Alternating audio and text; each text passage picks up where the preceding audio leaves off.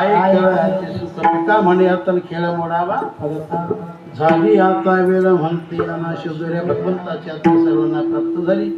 सर्वांनी आपल्या शिदोऱ्या देवाकडे जमा केल्या. भगवंताने सर्वांच्या शिदोऱ्या सोडल्या. त्या शिदोरीमध्ये कोणाचं काय कोणाचं काय कोणाचं काय कोणाचं काय, कोणाचं आंबट कोणाचं चिंबट कोणाचं कारट कोणाचं तुरट असं भिन्न भिन्न पाहिलं.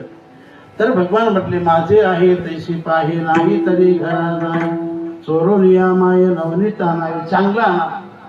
भगवान म्हटले मला चांगलं लागतं चांगलं आवडतं. भगवंताला कोणते माणसं आवडीचे होतात? चांगले माणसं म्हणजे चांगल्या कृतीचे, चांगल्या कर्तृत्वाचे. दिसायला चांगले नाही, असायला चांगले असावे.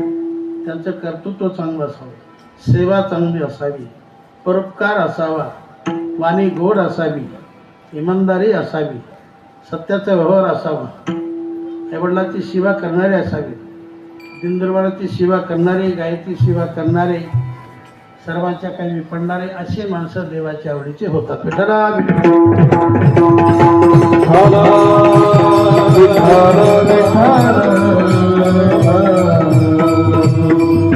भगवान म्हटले चांगला आणा. गोपाळ म्हटले नाही चांगलं. कारण देवा एक लक्षात धर, आमच्याकडे वांगण तुझ्याकडे चांगलं, आमच्याकडे दुःख तुझ्याकडे सुख, आमच्याकडे भेद तुझ्याकडे अभेद.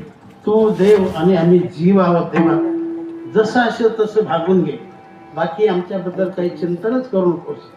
शेवटी भगवंताने सर्वांची नम्रता पाहिली आणि सर्वांच्या शिदोऱ्या एकत्रित केल्या आणि तोच प्रसाद स्वतः भगवान परमात्मा वाटप करू लागले. भानुदास गीती गात प्रसाद देतो पंढरीनाथ, काला करती संत जन सवे त्यांच्या नारायण, वाटे आपल्या निज हस्ते आणि भाग्याचा तो पावे ते पुंडली